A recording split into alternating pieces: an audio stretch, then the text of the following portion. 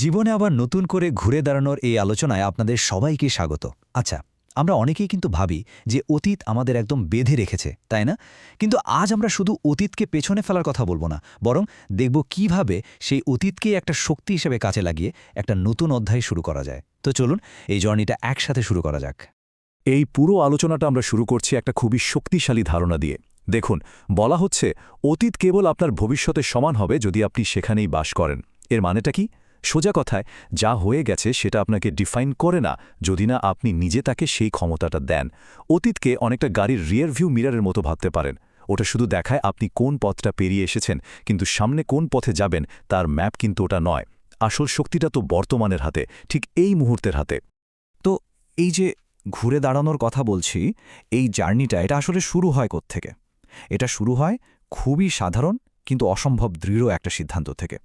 আর সেই সিদ্ধান্তটা প্রথম প্রকাশ পায় কিভাবে জানেন? নিজের সাথে বলা কথাগুলোর মধ্যে দিয়ে। চলুন একটা প্রশ্ন নিয়ে ভাবা যাক।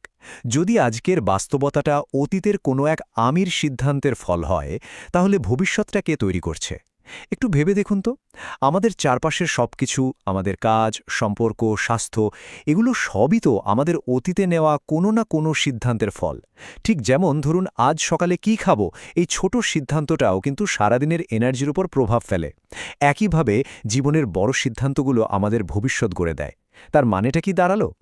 তার মানে হলো আমাদের আজকের আমিটাই আমাদের ভবিষ্যৎটা তৈরি করছে। ভাষার শক্তিটা যে কি অসাধারণ সেটা এখানে দেখুন। যখন কেউ বলে আমি পারবো না, ব্যাস খেলা শেষ।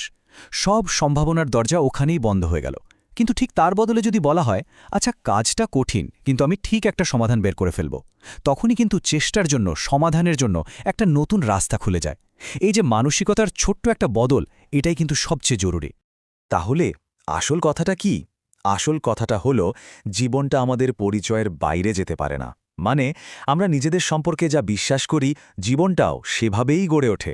কেউ যদি নিজেকে এমন একজন হিসেবে দেখে যে সে ব্যর্থ হতে বাধ্য, তাহলে তার সব কাজ, সব চেষ্টা কিন্তু সেই বিশ্বাসটাকেই সত্যি প্রমাণ করার জন্য হবে। তাই জীবন বদলাতে হলে সবার আগে নিজের পরিচয়টা বদলাতে হবে। নিজের সম্পর্কে যে বিশ্বাসটা আছে সেটাকে নতুন করে গড়তে হবে। আচ্ছা, সিদ্ধান্ত তো নেওয়া হলো, কিন্তু শুধু মনে মনে ভাবলেই তো আর সব বদলে যাবে না, তাই না? সেই সিদ্ধান্তকে বাস্তবে নিয়ে আসতে হলে দরকার কাজের, দরকার কঠোর পরিশ্রমের। চলুন এবার দেখি এই কাজের মাধ্যমে কিভাবে নিজের বাস্তবতাটা অর্জন করা যায়। তো সিদ্ধান্ত তো নেওয়া হয়ে গেল, এখন কি? এই প্রশ্নটাই কিন্তু আসল। এটাই মানসিকতা আর কাজের মধ্যে একটা ব্রিজ তৈরি করে দেয়। একবার যখন পরিবর্তনের সিদ্ধান্ত নিয়েই ফেলা হয়েছে, তখন সেই নতুন পরিচয়ের সাথে মিল রেখে কাজটাও তো করতে হবে, তাই না? এখন সময় হলো চিন্তাগুলোকে কাজে নামানোর। এই যে ওয়ার্ক এথিক বা কাজের নীতি, এটাকে বলা হচ্ছে সম্মানের মুদ্রা। ব্যাপারটা দারুণ, তাই না? যখন কেউ কোনো কাজে বা নিজের উন্নতিতে সময় আর শ্রম দেয়, তখন সে শুধু অন্যদের কাছেই সম্মান পায় না, নিজের কাছেও নিজের সম্মানটা বেড়ে যায়। এই চেষ্টাই প্রমাণ করে দেয় তার যোগ্যতা আর আত্মসম্মানকে একদম ভেতর থেকে শক্তিশালী করে তোলে। আর এই পুরো প্রক্রিয়ার মূল চাবিকাঠিটা কি? সেটা হলো ডিসিপ্লিন বা শৃঙ্খলা। দেখুন, শৃঙ্খলা একটা এলোমেলো জীবনে একটা ফ্রেম বা কাঠামো নিয়ে আসে। এটাই হলো সেই টুল যা আমাদের ভেতরের সম্ভাবনাকে বাস্তবে রূপ দেয়। একটা নতুন পরিচয়কে সত্যি করে তুলতে হলে শৃঙ্খলার আসলে কোনো বিকল্পই নেই। এটা ছাড়া আপনি যেখানে আছেন আর যেখানে যেতে চান তার মাঝখানের ব্রিজটা তৈরিই হবে না। আচ্ছা, এই যে পরিবর্তনের কথা বলছি, এই পথের সবচেয়ে বড় বাধাটা কি হতে পারে? উত্তরটা হলো ভয়। চলুন এবার দেখি কিভাবে এই ভয়ের মুখোমুখি হওয়া যায়, আর চলার পথের যে কষ্ট বা সংগ্রাম, সেটাকে কিভাবে একটা পজিটিভ সাইন বা অগ্রগতির চিহ্ন হিসেবে দেখা যায়। বলা হয় ভয় মানুষের সকল রোগের মধ্যে সবচেয়ে সূক্ষ্ম এবং ধ্বংসাত্মক। কথাটা কিন্তু ভীষণ সত্যি। ভয় আমাদের স্বপ্নগুলোকে মেরে ফেলে, আশাকে শেষ করে দেয়। এটা এমন একটা অনুভূতি যা কোনো কাজ শুরু করার আগেই আমাদের মানসিকভাবে থামিয়ে দেয়। আর এই কারণেই ভয়কে বলা হয় মানুষের সবচেয়ে বড় শত্রু, কারণ এটা আমাদের সম্ভাবনাকে একদম অঙ্কুরেই নষ্ট করে ফেলার ক্ষমতা রাখে। তাহলে এর সমাধানটা কি? সাহস।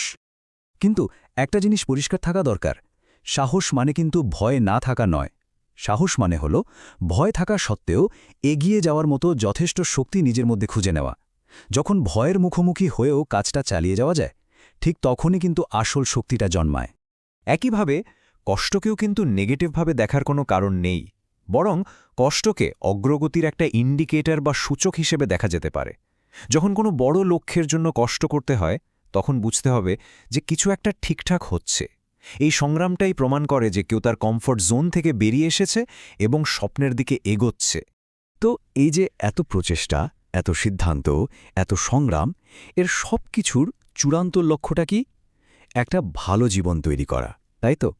কিন্তু এই ভালো জীবন, এই জিনিসটা আসলে কি? চলুন এবার এই ফাইনাল বিষয়টা নিয়েই কথা বলা যাক। আমরা সবাই তো একটা ভালো জীবন চাই, কিন্তু এর আসল মানেটা কি? এই প্রশ্নটা আসলে আমাদের সবার নিজেকে করা উচিত, কারণ ভালো জীবনের কোনো একটাই নির্দিষ্ট সংজ্ঞা হয় না। হয়তো সোশ্যাল মিডিয়ায় দেখা অন্যের সাফল্যের ধারণাটা আপনার জন্য একদমই অর্থহীন। আসল কাজ হল নিজের জন্য ভালো জীবনের মানেটা খুঁজে বের করা। লক্ষ্য অর্জনের জন্য একটা খুব কার্যকরী মেন্টাল টেকনিক আছে। এটাকে বলা যায় ব্রিজটা কল্পনা করা।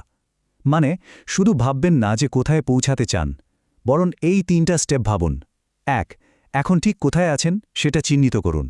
2. কোথায় যেতে চান সেটা ঠিক করুন। আর 3. এই 2 জায়গার মাঝখানে যে কাজগুলো করতে হবে, যে কঠিন পরিশ্রমটা করতে হবে, সেই পুরো ব্রিজটা কল্পনা করুন। এটা মনকে ওই কঠিন কাজের জন্য প্রস্তুত করে তোলে।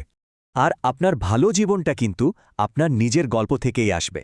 একটা খুব সুন্দর কথা আছে, আপনার গল্প যত বেশি ব্যক্তিগত হবে তত বেশি সার্বজনীনতা আপনি পাবেন।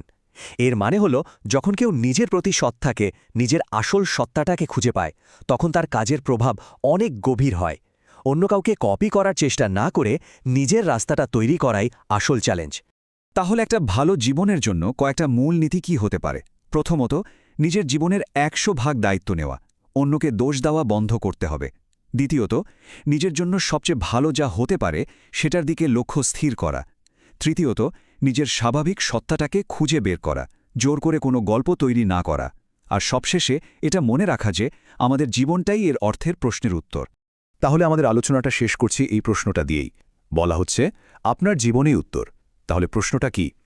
জীবন প্রতিনিয়ত আমাদের কাছে একটা প্রশ্ন ছুড়ে দেয়, আর আমাদের কাজ, আমাদের সিদ্ধান্ত, আমাদের বেঁচে থাকার ধরন সবকিছু মিলিয়ে সেই প্রশ্নের উত্তরটা তৈরি হয়। তো এখন ভাবার পালা, আপনার জীবনটা ঠিক কোন প্রশ্নের উত্তর দিচ্ছে।